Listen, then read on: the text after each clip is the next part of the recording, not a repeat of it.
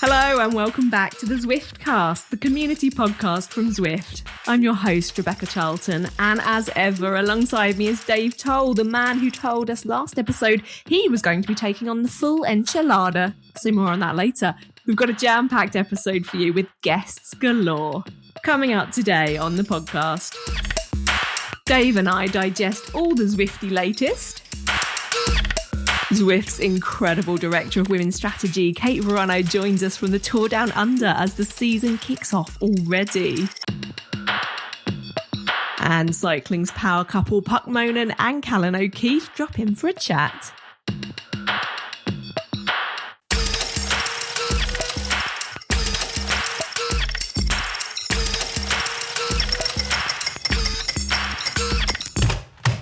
Dave, it is lovely to see you again.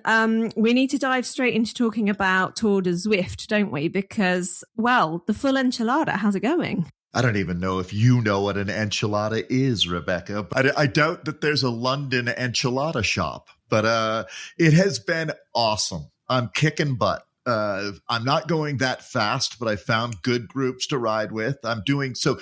By thankful enchilada, I meant that there's 6 different stages, but each stage is broken up. I was thinking of some of the fondos here in the United States into a small, medium, and large, or as I like to say, a piccolo, medio, and grand. But I'm doing this short, medium, and long distance for each stage. So the simple math says 3 times 6 will be 18 different rides to make the whole thing complete. But yeah, I'm checking boxes. I'm getting the badges. I'm feeling good.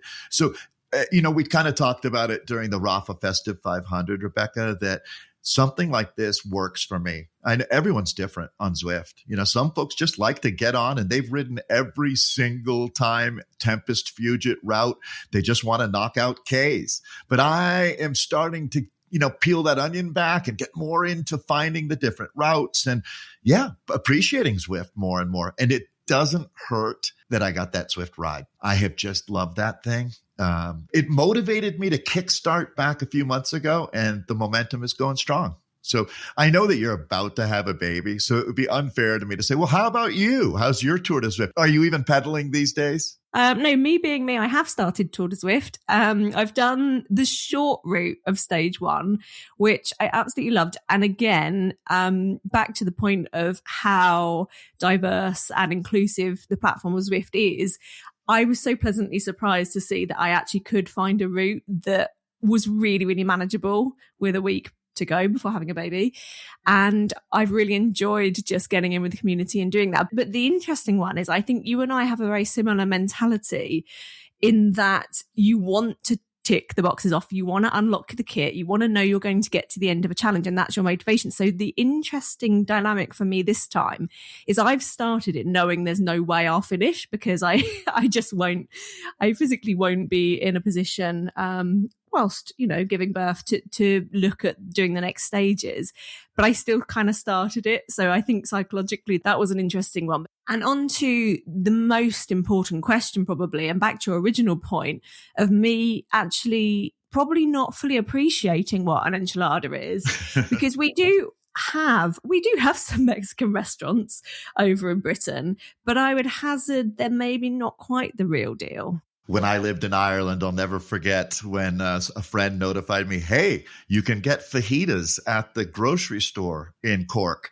And maybe the greatest disappointment of my life happened in that moment when I tried Irish fajitas. So just going to leave it there. Well, let's move on that note, because I'm delighted to say we're joined by Kate right now from Australia. Right on. Kate, welcome. Thank you so much for joining us. Now, of course, we're on completely different time zones at the moment, but you have pretty much just witnessed the end of the Tour Down Under. How's it been out there? You must be buzzing. Well, good day, Rebecca. It is so fun to be down here for the first World Tour race of the season. We kicked off in great style, and I'm just delighted to be here. And I'm going to pick up on the result that we've literally just had news of as we woke up, which is Chloe Dygert taking the 3rd stage. And that's a rider you've followed for a long time, isn't it? So it must be quite nice when you're so close to riders and the teams that you've worked with in that instance to see that sort of victory. Oh my God, she smashed it. It was absolutely incredible. She took off with about 150 meters to go and just left everybody in the dust. Chloe is such a force and has overcome a lot of injury and obstacles over the past couple of years. And to see her take gold in the Olympics this summer in the team pursuit, and then to come out here and capture a stage, a very hard stage, it was almost like a classics-like stage, was quite spectacular. And talking of which, you caught up with Chloe after her dominant stage victory. Let's hear that now. All right. I am here with stage winner Chloe Dygert, stage 3 Tour Down Under, a ridiculously hard stage, very similar to like a classic. Tell me, what were you thinking in that last couple K? You know, I was really excited for the stage because I knew it was something for me. There was still a lot of riders left, so I was like, it's not as hard as I thought it was going to be. And coming into the final K, I mean, it really wasn't that hard of a pace, and I was getting nervous. Everybody's starting to recover, and I'm like, this is going to be a hard final.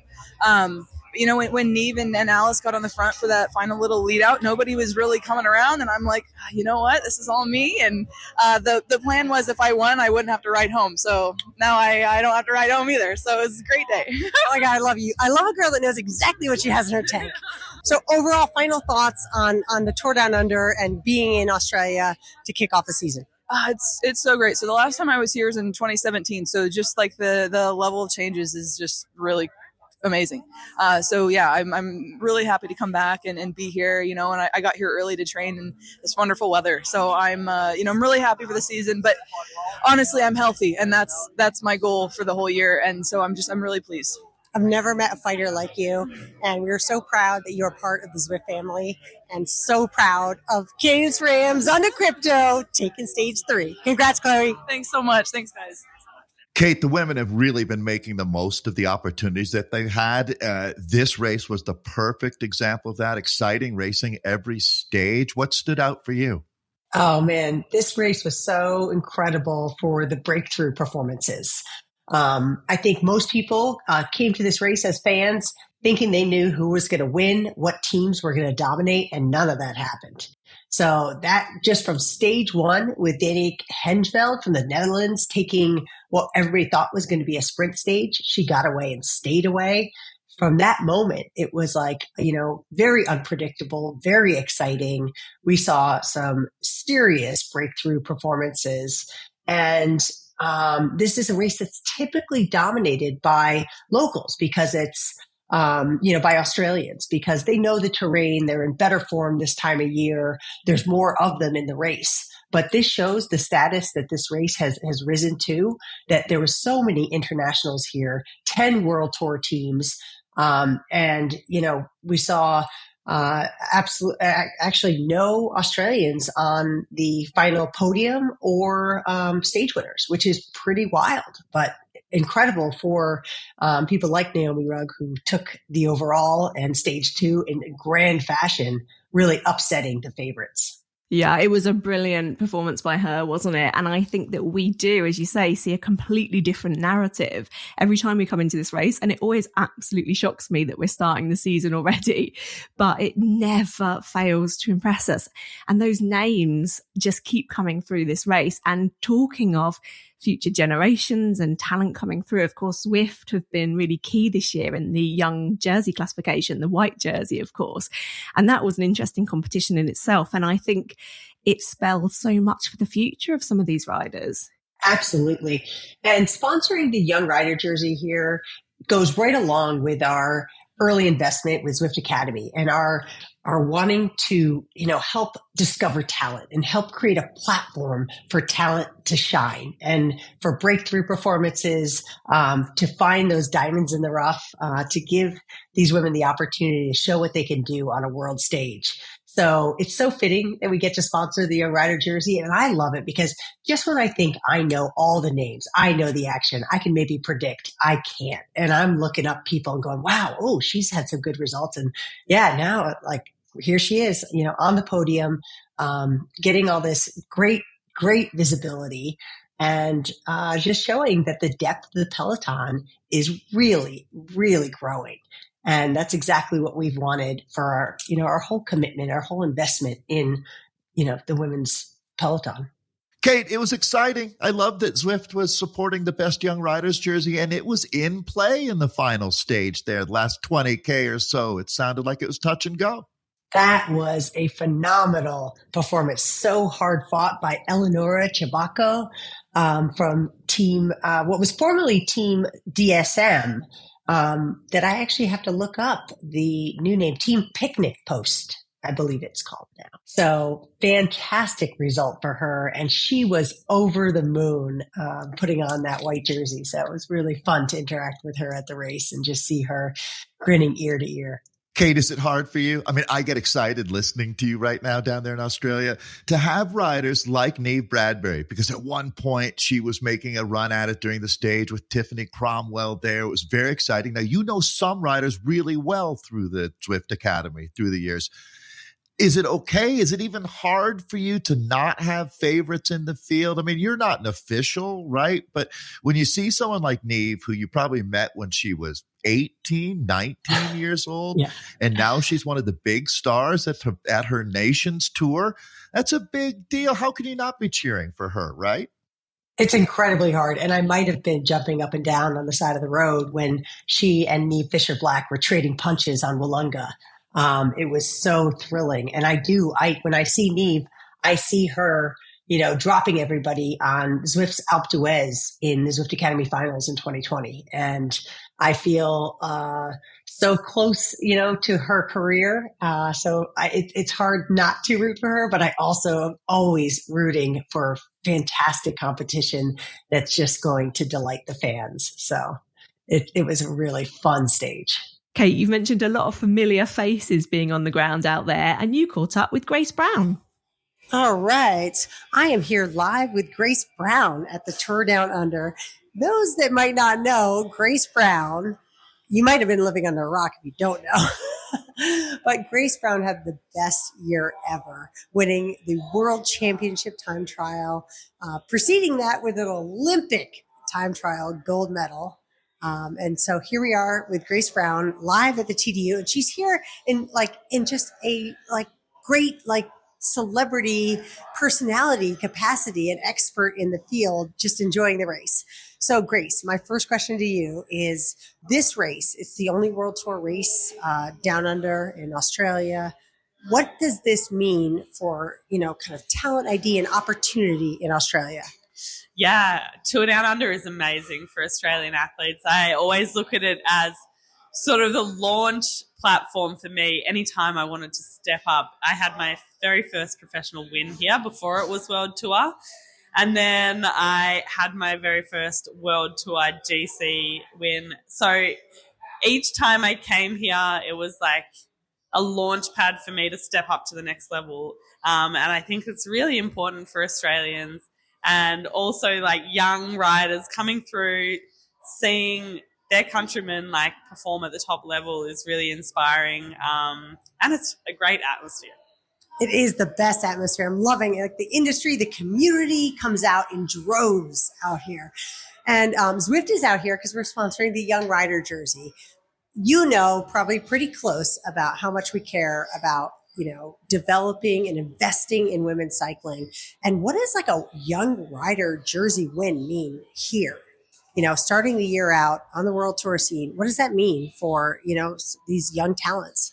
Yeah, definitely. This is the first World Tour race on the calendar. So if a rider comes along and wins the Young Rider jersey here, then they automatically go into that UCI World Tour Young Riders leader jersey going into the next race. And we see each year riders that take on that jersey, sort of get skyrocketed through. We see them develop and become, new stars of the sport. So, yeah, at this point, the world's your oyster if you win that jersey, I think. What are they doing down there, Kate, that's different than maybe we see in Europe or in America? Zwift's a young company. I think they're just hitting their 25th year with Tour Down Under. There have been some fresh ideas that have come out of that race. Are they still on that cutting edge down there? Oh, yeah. This race is great. I will say they have complete parity in the prize purse, which is super exciting. The race, what I was hearing on the ground is that everybody was really delighted with the size of the crowds for the 3 women's stages this year, definitely growing significantly from last year.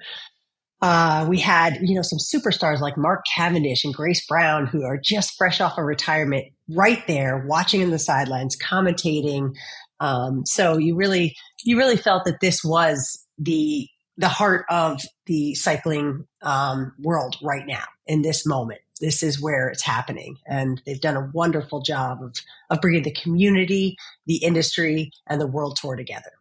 And that parity is so, so important. And you've been pivotal, so pivotal, it's safe to say, in increasing that. So we've touched briefly on, obviously, your massive presence, not only with you, but Zwift as a whole over at the Tour Down Under.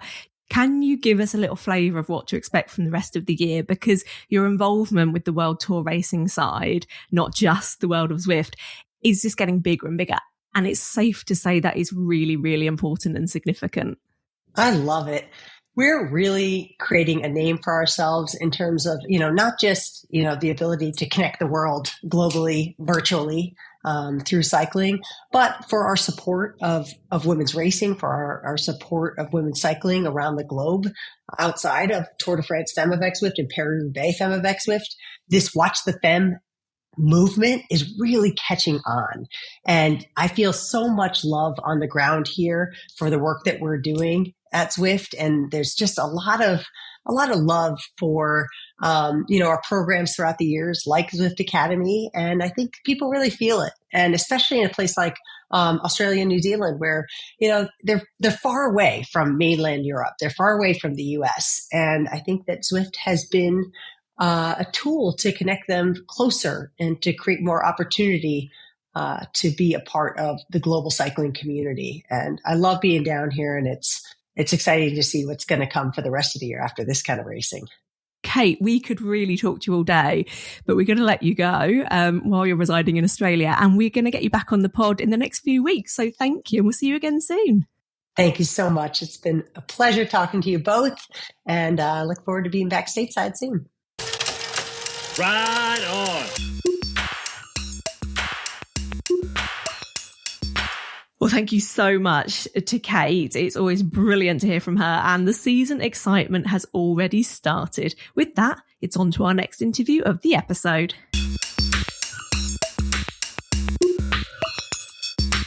With a combined Instagram following of almost 1 million, many of us in the cycling world will be following the journey of our next guests as they share tales of bike racing, motorsport, coffee, and of course Zwifting, all mixed in with brilliant humour as they go. So I'm very much looking forward to this one. Welcome to our favourite Zwift couple, Puck and Callan. How are you both? Thank you. Oh, very good, actually.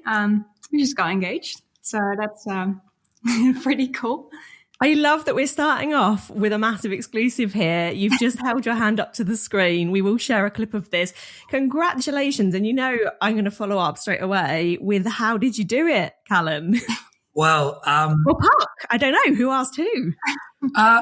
So I've been planning it for a few months now, but I had to go away, source the ring. Obviously, this is my first time doing it, so I'm not well experienced. And my parents actually held onto the ring for ages. I've been away working. So the ring, I've had it for like 3 months. And then over Christmas, I finally got the ring, kind of did like a subtle handover where Puck didn't know. And I waited until the day that we met, which was New Year's Eve. I didn't know how I was going to do it, but it kind of was round about the time where we actually met, sort of like midday. And we were laying in bed, obviously, because it's Christmas time. The days blur into one. And, we were talking about how nice it was. It was like our 2-year anniversary. And, I looked over there and said, well, this has been an amazing 2 years. Do you want to make it forever? Oh. And then pulled out a ring that I'd been hiding the entire evening on my bedside table. So I was just super thrilled that it fit because she's got really small fingers. And when I opened the box for the first time, I was like, there's no way this is going to fit. So when the ring finally went on, I was relaxed. And there's no one else I'd rather spend my life with. I've not cried on an episode of the Zwiftcast yet, but I feel like today is the day. So I'm going to go back to the beginning of your relationship. You're talking about the moment that you met, and I'm really intrigued because I know that, Callan, you and I had a brief chat about this in Rotterdam at the Tour de France Femme. And what did you know about cycling? What did you know about Puck's career and the whole world of bikes when you first met? Nothing. Like literally nothing. I know the Tour de France. That's a good starting point. And I know that there's like an Italian Tour de France, which I now know is called the Giro.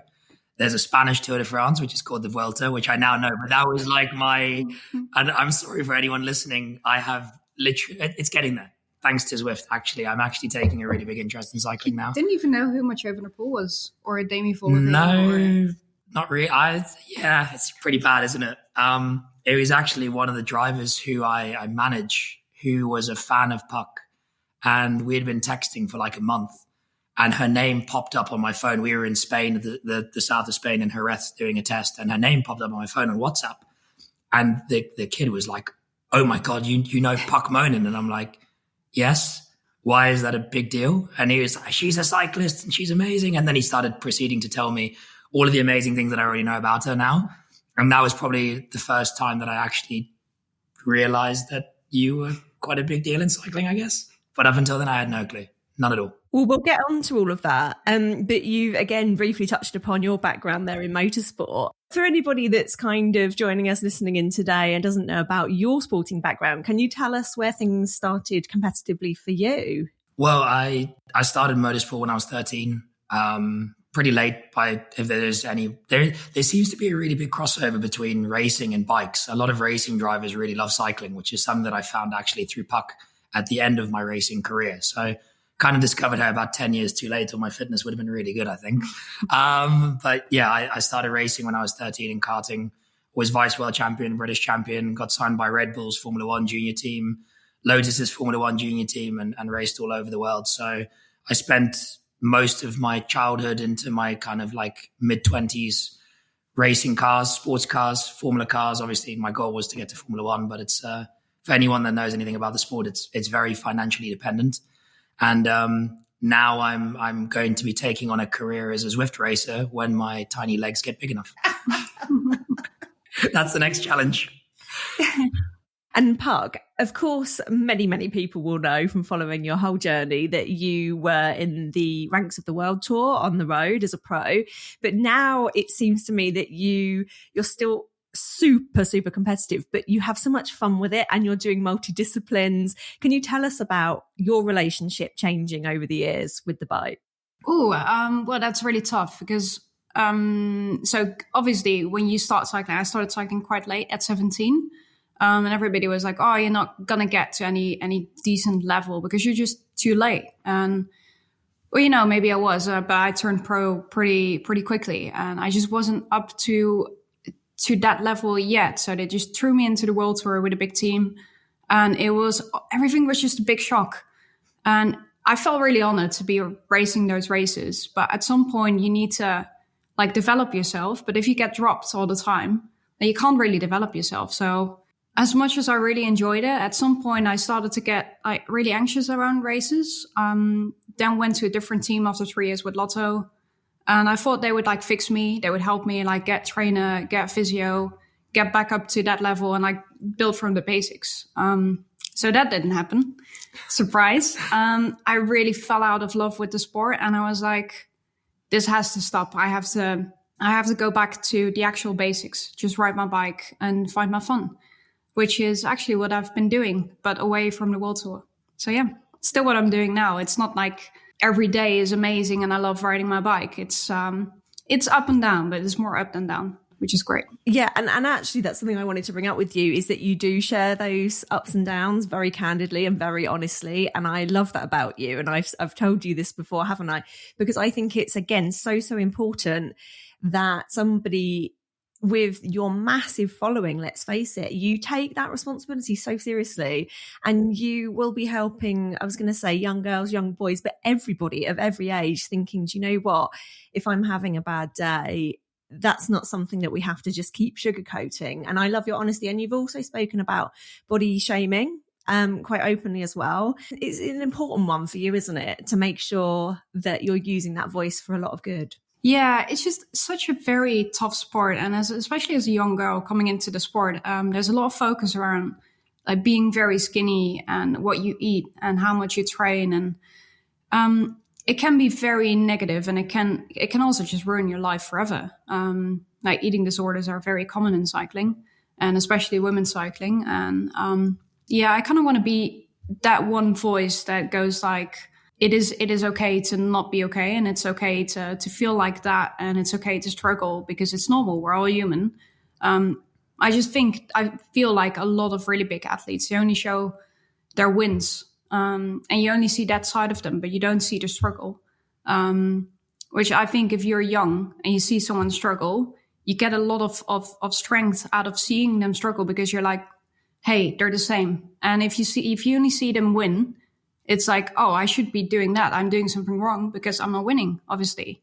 And that's the only way I could be taken seriously as an athlete, when I'm winning, which is, it's not really the case because there's so much in between. Yeah, I couldn't agree more. But on the topic of winning, whilst over Christmas, I was basically sat on the sofa mostly with a giant selection tub of chocolate rested on my baby bump. You were out winning cyclocross races. It has been going rather well. Well, I mean, to be honest, I wasn't racing with the pro women. It was like a kind of a race between the pro women and the pro men, and it was for fun. And we did like a relay, so we had one guy, one woman, and we did a relay, so the women start first and then the men. But it was really fun. I was teamed up with someone who's good as well, so that was a lot of fun. And Callan, what did you make of the whole world of cross? I don't know how much you've gone to watch before, but you shared some clips of just like the absolute carnage in the mud. It's amazing. Honestly, it's one of my new favorite sports. And I mean, what was really interesting for me was the Turbocross event, like Puck said, was in between the men's and the women's elite races. And the crowd that you had watching was unbelievable. And bearing in mind, not many of them, they were all, various YouTubers and influencers and stuff like that. A couple of ex-pros as well. And it was such a fun event. The entire thing, it gave such a perspective of how good the elites are as well. Watching people fall down the side of a hill is definitely one of my favorite disciplines of cycling. So it's the first time I've ever been to a cross race, but it definitely won't be the last. So hard. Like, I think the event stresses how hard cyclocross actually is. Like, you don't realize when you're watching on TV, like how deep the ruts are, how steep the hills are. You just don't see it. And then when you do it yourself, and like when you see normal people doing the course and being absolutely horrible at it, it's great. I think it's great advertisement for the sport. It just shows how good these athletes really are doing that with ease. And while we struggle, we crash. It's it's pretty impressive. It sounds like you've seen me do a cyclocross race, because I am appalling. Have you done a cyclocross race?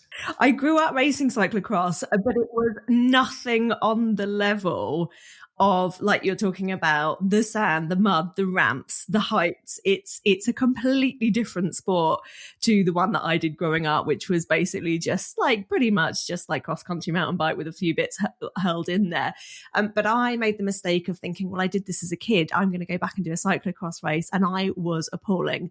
So, and of course, there's photographic evidence of that, but we don't need to look it up. We don't need to look it up. You wouldn't know it was me anyway, because obviously I was head to toe caked in mud, which was quite a good avatar.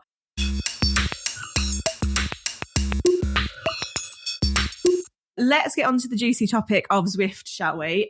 First up, we need to talk about your incredible pain cave, where you have your setup next to each other. And I believe from Instagram, you've also just spruced it up with even more memorabilia, medals, helmets behind you. Tell us about your setup, firstly. So we have one Zwift bike that was actually originally mine, but he hijacked it. So our Zwift bike. His pedals are on, his saddle are on. So we got two bikes next to each other. I've got my bike on a kicker. Then we have, it's kind of like a temporary Zwift cave, because we are building one upstairs actually. It's going to be a lot nicer, but this one is already pretty nice. I recently got lights in Zwift colors. So I've got a pink one, I've got a yellow one, and I've got a blue one. And it looks really good. We tried it yesterday. It was really good. I've got serious envy. But I also have the Zwift ride, and it is, jokes aside, so brilliant in terms of actually sharing it, because we do the same with my partner, Paul, is you can just so quickly pop the seat up. In his case, it needs to go up a long way. But they are so versatile, actually, for just changing the position, aren't they? Yeah, they are. we ride together right now. So he's literally just taken it and just be like, you go on your own bike. I don't have a bike. I will sit on this one. So I'm not getting the Zwift bike back anytime soon. Only if you leave, maybe, then I can use it again. I still wouldn't like using my bike because everything's like optimized on there and I'm getting PBs. Sure. So if you could just leave it as it is, that'd be, I'll get the tape measure out. He took his first green jersey yesterday. I took a green jersey yesterday in a sprint. Was so happy. Congratulations. I was so happy. I gave everything for like 10 minutes afterwards. I couldn't breathe. I've got a friend who I work with who's like, he's a French guy and I don't get to see him as much as I'd like. So we both ride on Zwift together like once a week. I haven't seen him in a few months. So we try and make it like a weekly thing. And then they FaceTime. It's amazing. And then we so FaceTime and everything. And yesterday I was like, okay, there's a sprint coming up. I almost got it last week. I'm taking it this week. This is the one. And then for 10 minutes, we couldn't talk to each other because I was so out of breath. But anything for the love of the sport and for the green jersey. I love it though, because I think I saw you when you were potentially trying the Zwift ride for the first time and you were kind of like, so what's all this about? What am I doing? And within about 10 seconds, you were like, right, head in the game. I am going to win this segment. It doesn't take long, does it, for the addiction to start? You did actually. Yeah. You did win it. You put out like... Yeah, you did win.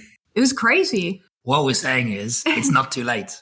I might be too late. No, I was going to say you've got a lot of potential, but it sounds like you're already there in the few months since I last saw you both. If anyone's looking for a sprinter, you know where to find me. I'm in the Netherlands somewhere. That was literally the first time we tried it was at the Tour de France Femmes of Zwift event that you did the panel on. And it was, we'd just gotten the bike. You'd used it once. You had said how good it was. And I think that was the point where I decided I was going to steal it. It's a lot sturdier than a road bike, to be honest. Like you feel like you can put the power down more. So he's got a clear advantage on me. It already starts now. Exactly. As the legs get bigger, the muscles start coming. Yeah. Got a sturdier frame. It's just more talent, you know. That's all it is. See, this is leading me to wonder what it's actually like when you two are training next to each other. Like, is it headphones in, or is it like? Do you have discussions over who's winning a segment? It's not even a competition. I mean, I think you dropped me on a climb by like 7 minutes. Oh, so yesterday, sorry about that. I'm good over 20 seconds. That's kind of my... It's good to add that it was the volcano climb. Yeah, so it was only like a 4 It was not like climb. Alpe Zwift, it was the volcano climb. It's nice, fun conversing until Puck has to do a climb. Then I let her do her thing and then I catch up to her about 15 minutes later. So when she's chilling out. So what are you saying, Puck, that if it was Alpe Zwift, I mean, what kind of time difference would you predict then? If I start now and you started at 1 o'clock this afternoon, you'd probably still beat me by 20 minutes. Yeah. Callan, I've actually got a little surprise for you. I have put together a quiz to test your knowledge on how much Puck has taught you in the last few months of you being on Zwift. You don't have a choice whether you take this quiz on. Are you ready? You're on your own. Can I phone a friend if I get stuck? I've been considering whether you're allowed to refer to Puck, so we'll see how it goes. You might not need to. I'm ready. Let's go. Okay, question number 1. What does FTP stand for? File transfer protocol. Next question, please. Okay, we'll tally those points later. Can I have a serious answer? Yes, you may, because I feel like you know this one now. Functional threshold power. Woohoo! Yes. Oh, hang on, I have literally got a bell here. Correct. Question number 2. When you see a little blue circle with a van in it on Zwift, what does it mean? Is that the drafting bonus one where like when you're sitting in the slipstream or it increases? Is that my own? Correct. For a bonus point, and either of you can answer this, how many seconds does it give you the power up for? Oh, it's either 15 or 30. I want to say 30. It feels like it's 30. Yeah, 30. Well, I've actually got 40 seconds in my notes, but I know some power-ups are 30, so there you go. I mean, we'll double-check if I'm right or you're right, but you get the point anyway. Question number 3. Name 3 items that you might find in your Zwift garage or garage. Well, one is a bike. Okay. The wheels, you can change the wheels, the rims. and you can change your helmet. I've got the little what is it called? You the got French a beret, hat, yeah. beret, yeah. The I've got a beret is amazing. It's I've so got the good. polka dot gloves. They're really nice. Callan. Aero. Yeah. Once I got my backwards off the map cap, I've never switched it now for years. Okay, moving on to question number 4. Now, I don't know if this might be a tricky one. What animal or mammal would you not find on Zwift? And I'm going to give you multiple choice for this. What would you not find on Zwift? Right. A squirrel, B, a T-Rex, or C, an alligator? This is actually one of the easier ones because there was that squirrel walking around in Rotterdam. Couldn't really miss it. You couldn't miss him. He was pretty cool. He was having a great time dancing in the middle of the road and everything. I've seen the T-Rex, and when I saw the T-Rex, I freaked out. So I'm going to go with C, alligator. Woo! I'm an expert. Let's go. Correct. Oh, you're smashing this. Okay, 5th and final question. What is bonking? What is bonking? So I've been on a real bike 3 times in my entire life. And the reason why I know what this is because I did it with Puck. We went mountain biking for 3 hours around where we live. And we got to like the last tiny little climb. And she was like, let's see if we can like do like a little effort and keep up. And about halfway up the climb, my legs just stopped working. And it was completely kaput. I walked my bike up. She laughed at me. It was amazing because we had first started dating and I thought that she was going to get the ick and run away from me. So bonking is when your legs basically stop working because you run out of carbohydrate to fuel them. Is that correct? Correct. Yes.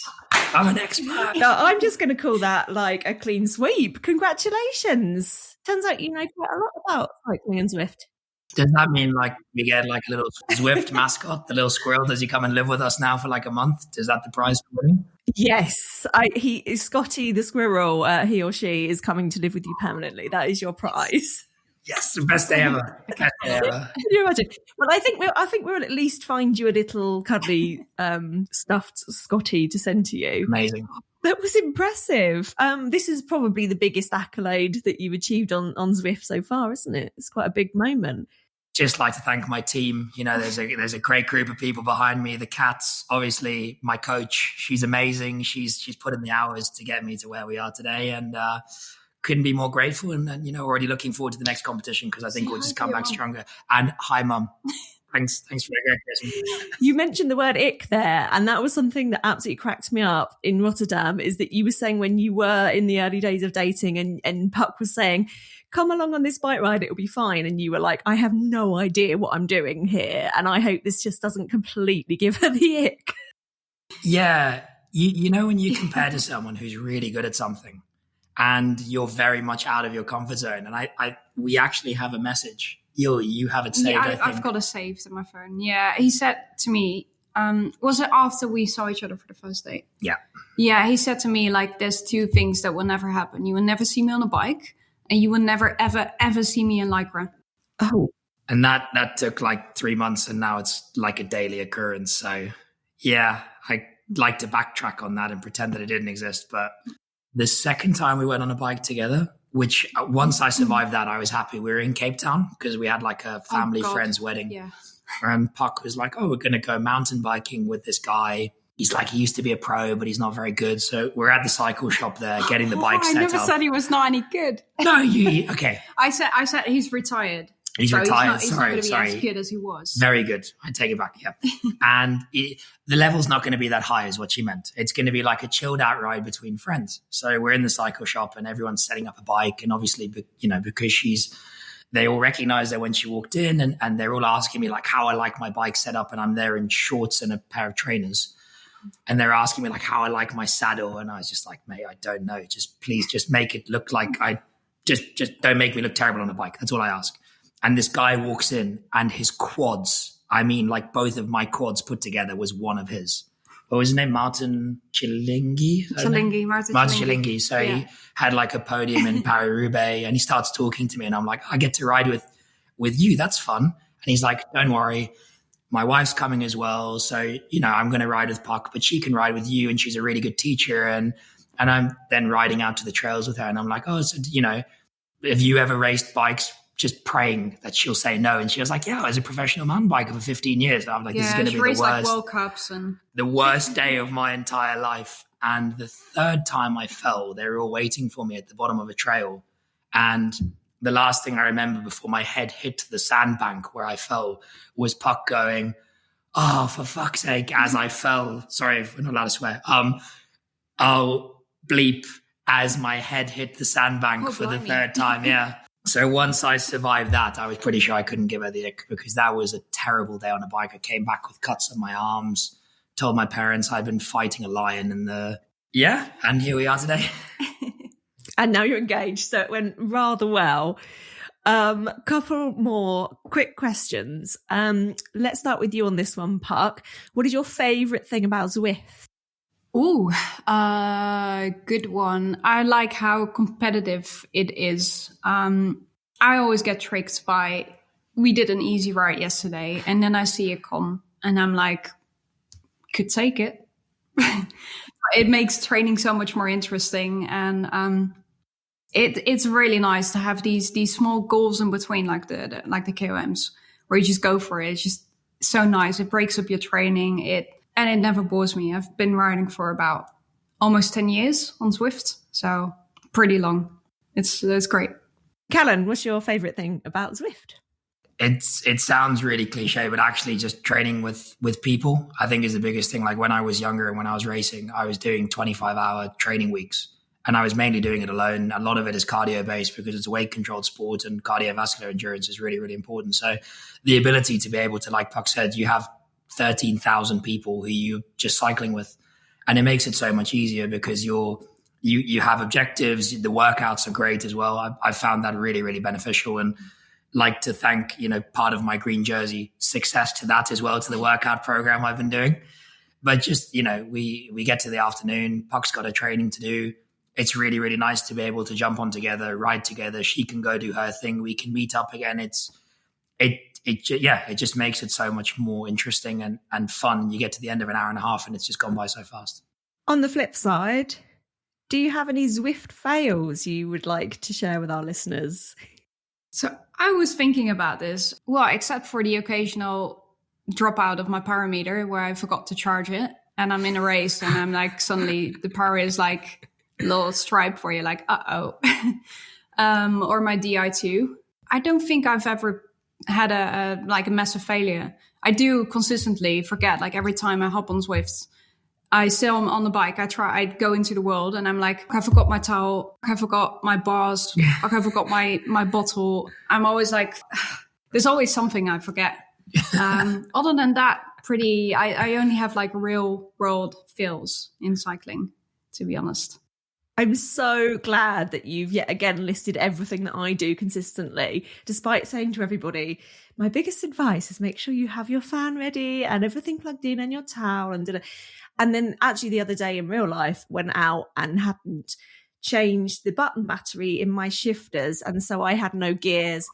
And pregnant with a toddler, I was so delighted I'd made it out the door, and then I was like, right, what am I going to do? Manually shift for a couple of hours? But yes, I'm glad it's not just me. Callan, any fails for you?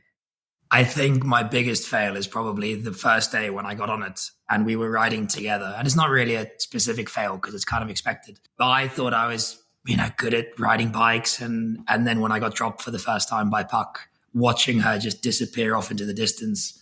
And I think you pulled the first time we did a climb. It was like a half an hour climb. It was epic. Oh, yeah, we did. And I think you pulled 15 minutes on me. Mm-hmm. And I would say that was probably, again, it wasn't necessarily a fail. It was a little bit because obviously I would have liked to have been quicker. But it was also the point where I was like, yeah, I'm going to marry this one. She's got great legs. So consider it done. So my greatest fail turned into also my greatest moment. What a note to finish this chat on, Puck and Callan. Thank you so much. Well, thank you very much for having us. Ride on.